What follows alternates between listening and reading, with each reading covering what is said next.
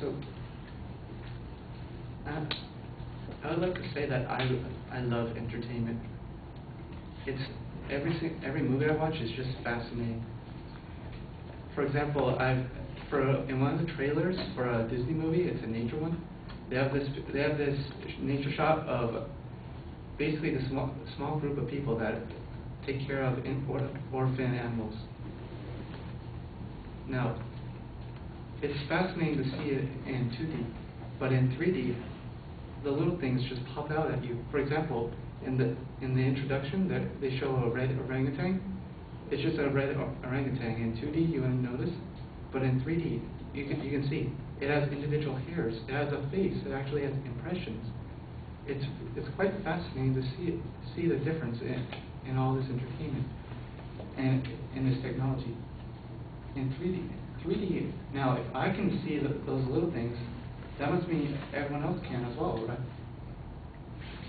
So, see, if 3D were, I'm sorry, I gotta look.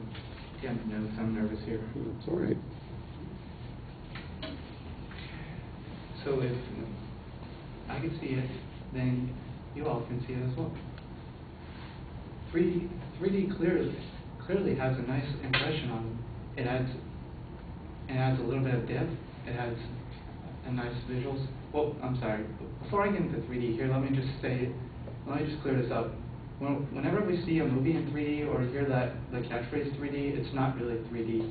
It's actually, the technical term is stereoscopic, which basically means that you're just using two eyes to create an image that allows you to have the illusion of depth. For example, I'm in 3D, but this is in 2D. Oh, I'm sorry, you didn't want any visuals. Well, that works. Now, the reason why we use 3D is because it's just a quick little catchphrase. And thanks to using like a small phrase like 3D, I can tell you that 3D is quite fascinating thing to look at. In fact, it might even be the latest thing for the next form of entertainment for the next generation. And the market out there is just incredible. It's definitely something that I can see major companies looking to exploit. There's certainly three things I'd like to tell you that will definitely boost 3D, and we will see it in the future. The first thing is there's always a great demand for 3D. Second, the quality behind a motion picture or a film is greatly improved than that of the tacky stuff in the 80s, where the shark is just coming out at you. It's pretty bland. And the third thing is that the technology is just greatly improved from that of let's say 10 years ago. Okay, for quality, I'd like to point out the obvious one that it's a big hit or miss. Avatar made $2.8 billion worldwide. This is I found that from Box Office Mojo. They record all the data for movies from like 1990 onward. And for $2.8 billion, there are small countries that don't even make that money. But we spent it for a 3D movie for just a pure entertainment. Now, if I were a company, I would say, I want that money. I would definitely make a 3D movie. Okay. Another thing I noticed is that when it comes to 3D, it's also the experience behind the 3D. According to the top 10 list of the box office movies, of the top 10, 5 of them were actually movies that were filmed in 3D. For example, the number one movie last year was Toy Story 3 with over $1 billion worldwide. The second one is another Disney movie, Alice in Wonderland, and so on. But basically, people are really interested in this 3D, this extra layer of experience between the movie and themselves. So when it comes, let's see, I want to go to my next point now. Excuse explain the reason why people are getting this great experience. Okay, the quality, I would say, has definitely improved over since last year for the 3D movies. Directors are actually taking their shows very seriously. For example, it was a reviewer from CNET, it's a technological magazine, was actually impressed when they first showed up in 2008, where it wasn't the gimmicky stuff that is, things are just coming at you in 3D. No, for the movie Up, the technology was actually subtle. For example, the hot air balloon was actually, you can feel it. You can actually notice that it was spherical when the house went up in the air. You can kind of have a sense that the characters were actually a little more real than just animated characters. And overall, the quality of the movie certainly has helped. I'm sorry, that was just terrible. I didn't even get to my. Can I just say my third point anyway? Yeah, say it. Okay, my third point is I'd like to say is that technology is just fantastic.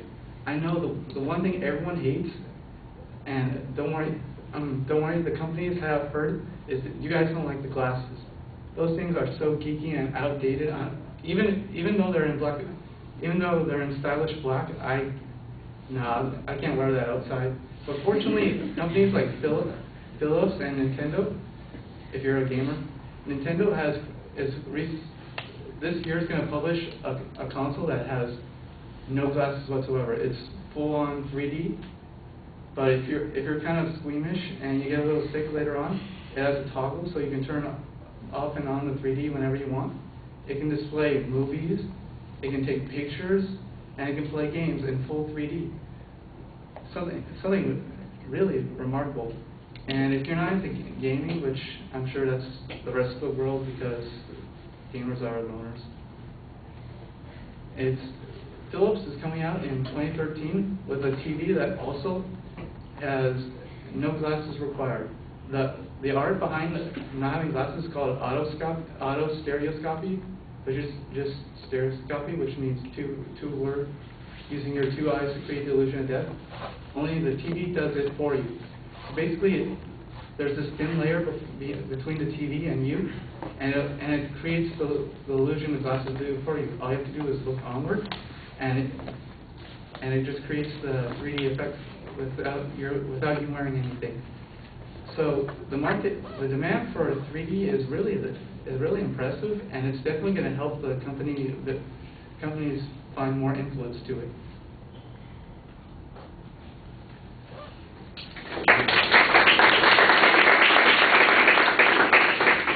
Yeah, we don't have time because you did go 8 minutes, so you go ahead and sit down, and I'll give you a couple comments here. Yeah, I was nervous.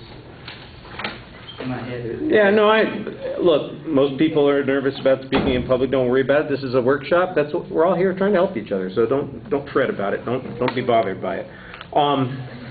But you do need to get to a claim. I mean, I know what the subject is, but what's the argument? What's the dispute? We're still a little bit problematic on that. You're telling us about 3D. You're enthusiastic about the subject. You're clearly interested in it, and I want to know what is the argument about this. It's nice to have background information on the subject. It's nice to have some comparisons being made. It's nice to project toward the future, but it sounds too much like an informative speech, and you need to be making some inferences. The secondary points actually were pretty clearly labeled at the beginning of the speech. I didn't think you were as consistent about doing that in the body of the speech, and so you want to be consistent about that also. The supporting information, occasionally you had a statistic or an example that you used. The visual thing was not a problem, so I know that freaked you out a little bit when you suddenly realized, oh, I'm not supposed to be using visual aids. I didn't really think holding up the card was a visual aid, so you don't have to worry about that. There's nothing complicated about that. The quote that you had from the one reviewer about Up, I thought that it needed to be a little more specific. There's information, like I said, some box office information, but we don't get much information about the best statistic that you had, for instance, was that 5 of the top 10 box office films were shot in 3D or displayed in stereoscopic visualization, you know, that sort of thing. I assume that you're talking about the current year as opposed to all time. So we could look back, and you mentioned Toy Story 3. I'm sure there are others that fit into that category too. You know, they're not jumping into my head immediately. Oh, Alice in Wonderland, you mentioned that one also. So that, I think, is a good example, a good place that there's some proof that there is demand for this. Now, the notion that it's going to be able to penetrate past movie theaters, into home video, into gaming, I think that's where there's a potential argument, and you just describe what the potential is instead of showing us that it's likely to meet that potential or that the barriers that exist could be overcome.